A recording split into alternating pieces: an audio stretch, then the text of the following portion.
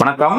Astrology சாரதி channel வியூஸ்க்கு வணக்கம். ராசி பலன் 2025 டிசம்பர் மாத ராசி பலன். ஒவ்வொரு ராசிக்கா நான் இந்த இதுல போட்டிருக்கேன். இந்த இதுல 12 ராசிக்குமே நான் போட்டிருக்கேன். கடந்த ஒரு 10-12 மாதங்களாக என்னால வீடியோ போட முடியல. சில காரணங்களால என்னால வீடியோ போட முடியல. இனிமே தொடர்ந்து என்னோட சேனல்ல வீடியோஸ் வரும். மாசம் ராசி பலன் போடலான்னு இருக்கேன்.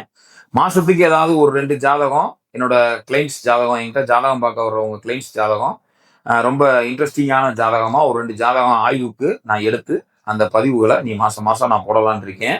அதனால என்னுடைய சேனலுக்கு பேர ஆதரவு தரும்படி அன்போடு கேட்டுக்கொள்கிறேன். அஸ்ட்ராலஜி சாரதி சேனல் வியூவர்ஸுக்கு இனிய புத்தாண்டு நல்வாழ்த்துக்கள், ஆங்கில புத்தாண்டு நல்வாழ்த்துக்கள் அட்வான்ஸா சொல்றேன். நன்றி. மகர ராசி காலபுருஷனுக்கு 10வது ராசிங்க.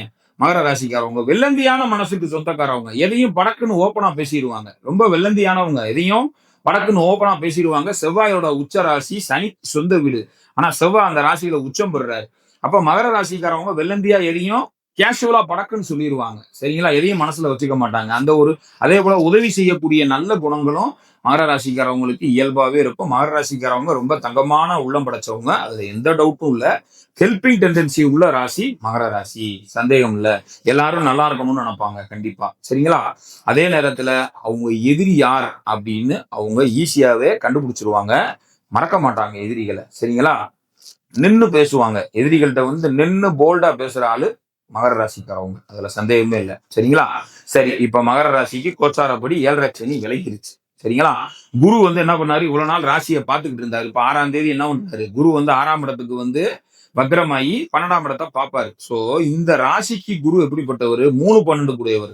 அப்ப அவர் 6ஆம் இடத்துல மறைகிறதுனால எந்த தப்பும் இல்லை. சோ உத்தியோக ரீதியா பல நன்மைகள் நடக்க போகுது. மகர ராசிக்காரவங்களுக்கு உத்தியோகத்துல நல்ல மேன்மையான பல நல்ல விஷயங்கள் மகர ராசிக்காரவங்களுக்கு நடக்க போகுது. அதனால 12ஆம் இடத்துல சூரியன் வந்துருவாரு, 12ஆம் இடத்துல சுக்கிரன் வந்துருவாரு, 12ஆம் இடத்துல சூரியன் வந்துருவாரு. எல்லா கிரகங்களும் மறையுதேன்னு கவலைப்பட வேண்டாம். எல்லா பேரும் குருவினுடைய தொடர்புல இருக்கிறது ரொம்ப ரொம்ப நல்லது. 11ஆம் இடத்துல புதன் அற்புதமா உட்கார போறாரு. 10ல இருக்கிற புதன் 11க்கு வரப்போறாரு 6ஆம் தேதி. அதனால 11ஆம் இடத்துல உங்களுடைய ராசிக்கு யோகாதிபதியான புதன் போய் உட்கார்ட்டதுனால லாபஸ்தானம் பலம் பெறுது. அதனால கண்டிப்பா வருமானத்துக்கு பஞ்சம் இருக்காது சார். கண்டிப்பா நல்ல வருமானம் இருக்கும். அதே நேரத்துல குருவும் நல்ல இடத்துக்கு தான் போறாரு. 6ஆம் இடத்துல இருந்தாலுமே அவர் இந்த லக்னத்துக்கு குரு 3-12 கூடிய அவயோகரா இருக்கிறதுனால அவர் 6ஆம் இடத்துல இருக்கிறதுனால எந்த தப்பும் இல்லை. சோ மகர ராசிக்காரவங்களுக்கும் இந்த மாசம் ஓரளவுக்கு நல்ல மாதங்களா தான் இருக்கும். அதுல எந்த டவுட்டும் இல்லை. வேலையில சின்ன சின்ன இடங்கள்கள் இருக்கும். அதை சமாளிச்சுதான் ஆகணும். ஆனாலும் கண்டிப்பான முறையில வரும் காலங்கள் உங்களுக்கு நல்ல காலங்களாக இருக்கும். மகர ராசிக்காரவங்க வழிபட வேண்டிய தெய்வம் என்ன? மகர ராசிக்கு உங்களுக்கு பாத்தீங்கன்னா ராசியில உங்களுக்கு சனி பலம் பெறுறாரு. செவ்வாயோட உச்ச ராசியா இருக்கு.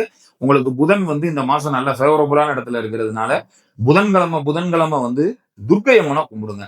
புதன்கிழமை துர்க்கையம்மன் வழிபாடு செய்ய காலச்சிறப்பு. துர்க்கையம்மனை புதன்கிழமை போய் விளக்கு போட்டு சாமி கும்பிடுங்க. நிச்சயமாக மகர ராசிக்காரவங்களுக்கு இந்த மாசம் ஒரு அற்புதமான மாசமா 7.5 சனி விலகிட்டு இனி வரும் காலங்கள் நல்லா இருக்கும். வர்ற ஜூனுக்கு மேல மகர ராசிக்காரவங்க டாப்ல போறாங்க. அதுல எந்த மாற்றமும் இல்லை. அதுக்கான அடித்தளத்தை இப்பவே உங்களுக்கு எடுத்து கொடுக்குற மாதிரி பல நல்ல சம்பவங்கள் நடக்க போகுது. அப்புறம் என்ன, கவலைப்படாதீங்க மகர ராசிக்காரவங்க. வாழ்த்துக்கள், நல்லதே நடக்கும்.